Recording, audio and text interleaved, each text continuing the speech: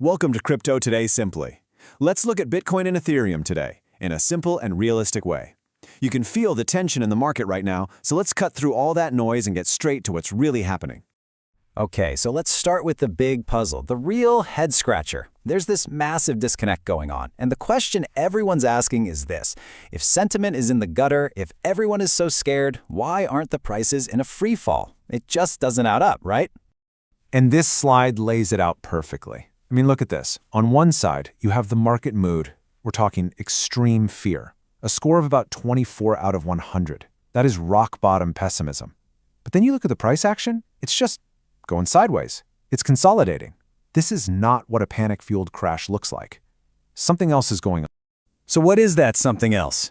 Well, the most likely answer points to a classic story in the markets, a huge transfer of wealth.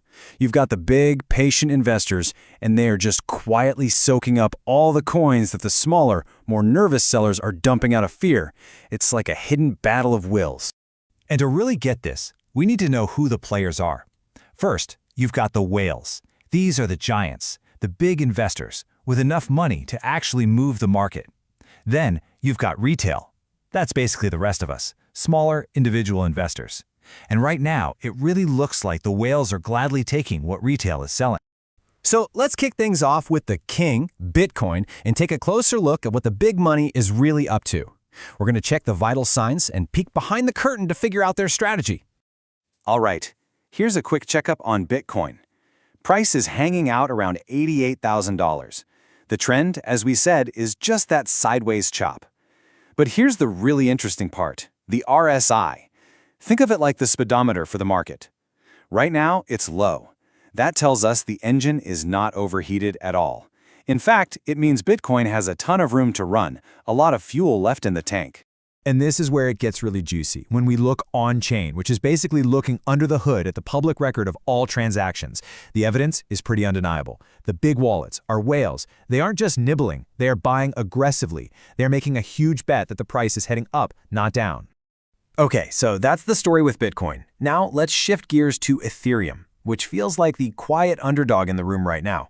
There's a huge tech story unfolding here that, for some reason, the market seems to be completely sleeping on. And that story is called the Fusaka upgrade. Now, this wasn't just some small tweak. This was a massive technological leap forward that just happened. The bottom line is, it made the entire Ethereum network way faster and way cheaper to use. This is especially true for all the other networks built on top of it, the Layer 2s. It's a game changer.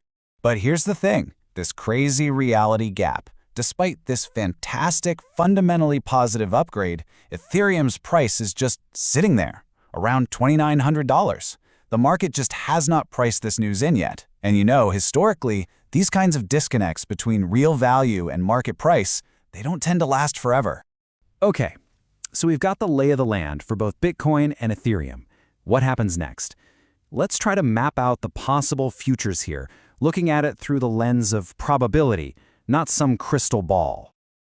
For Bitcoin, the data seems to be tilting the odds in favor of the bulls. Looking at that whale accumulation and the current market structure, there's about a 60% chance of a bullish move up and a 40% chance of things breaking down. So what do those percentages actually look like in dollars and cents? Well, that 60% bullish scenario means Bitcoin needs to punch through that key $92,000 level. If it does, that opens the door to $100,000 and maybe even higher. The 40% bearish path would be a drop to test that strong support level down at $82,000. Now for Ethereum, the odds are a little tighter, but they still lean positive. We're looking at a 55% chance of a recovery scenario where the market finally wakes up to the Fusaka upgrade versus a 45% chance that it just keeps lagging.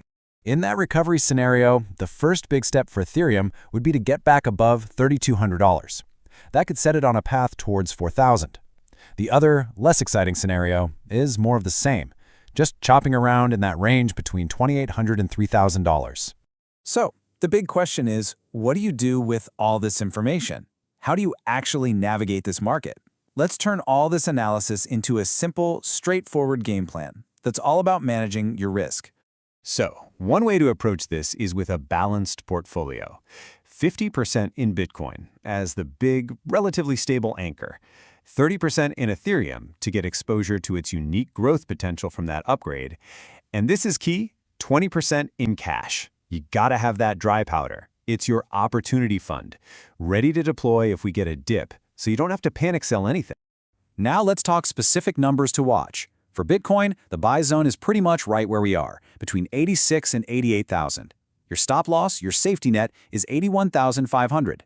For Ethereum, the entry zone is between 2850 and 2950, with that critical stop loss at 2650. Think of these as your preset eject buttons to protect yourself. Now, your personal strategy really depends on your time frame.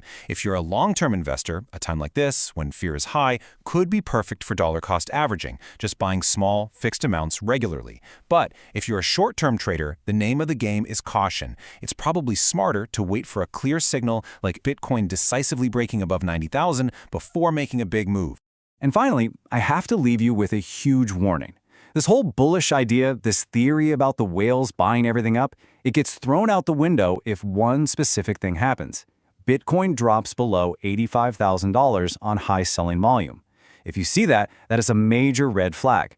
It's a signal to step aside because a much bigger drop could be coming. No hype, no guarantees, just probabilities. See you tomorrow.